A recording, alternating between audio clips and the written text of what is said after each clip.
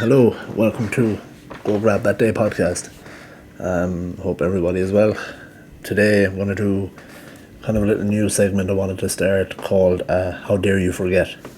This is basically about kind of fighters I feel that have, especially new people coming to the sport, maybe they don't realise how good they were. Kind of guys that have been overlooked or forgotten about.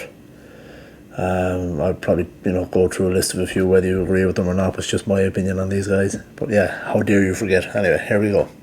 So first guy on the list, first episode, Matt Serra. So most people should know Matt Serra. He's mostly known for being one of the guys who beat George St. Pierre. But people that don't know, I think he started in...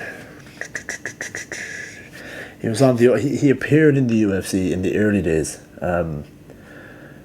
Was kind of like hit and miss. I know he had a big loss to a guy named Shoney Carter.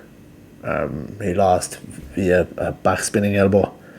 But then went on to appear on Tough season 4, The Ultimate Fighter season 4. They called that season the comeback. It was kind of a lot of fighters who had maybe appeared in the UFC. Went on maybe I had a loss, and the UFC was different in those days. Sometimes a loss would mean you were cut, or some of the divisions were maybe not stacked enough, others were stacked too much, so it was easier to let go or hold on to fighters depending on what way you looked at it.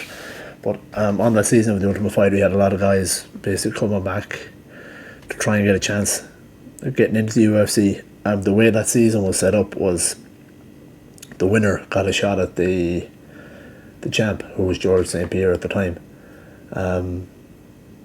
That's basically how they set it up, and I think he got some sort of a big sponsorship with Zions or one of those supplement companies at the time. But anyway, I wanted to talk about Matt Serra. Obviously now he's retired and he's got a podcast and all that kind of thing, and he's a very good coach. Him and Ray Longo run Serra Longo, I think is the name of the actual the camp, but they've Aljamain Sterling being one of their big names, Ally Quinta, Chris Weidman, I think still trains out of there. But the reason I wanted to talk about Matt Serra is he was one of those guys who, especially going into the George, and even going into that season of the Ultimate Fighter, he was kind of well respected, but still seen as a small guy, kind of an underdog. Obviously went on to win that season, and then went on to beat George St. Pierre. One of, if not the biggest, one of the biggest upsets ever in the UFC was when he beat George St. Pierre, and obviously George eventually went on to defeat Serra in the rematch, but he still had to go out and beat him, and he beat him pretty. People say George St. Pierre didn't take that fight too serious, but Serra still had to go out and beat him. But one of the things I liked about him, he was one of the pioneers of the sport, one of the real early, jiu-jitsu guys, one of the guys who was a real he was pretty well rounded, but mainly jiu-jitsu was his thing, and he was the very first, I believe, he was the very first American to get Renzo Gracie black belt. And obviously most people know who the Gracie family are, but one of the hardest black belts to ever get, I think, is a Renzo Gracie black belt. On average, I think it takes people like 10 years to get a black belt, but I think along the way there's all different sorts of, I suppose, boxes you would have to tick to get a black belt. But apparently Renzo's team, they don't give them out pretty easy. You've gotta be good to get one, and he was one of the first in the early days, so that says a lot about him. With regards to the UFC, a lot of people don't know about him because it's the early days, but like I said, based on that alone, to be the first American to get a Renzo, and at the time, I don't think they were too keen on giving them out, especially to people outside of, Brazil and, the Gracie family kind of thing. But Renzo's team are known to be super, aggressive team, super, offensive with their jiu-jitsu.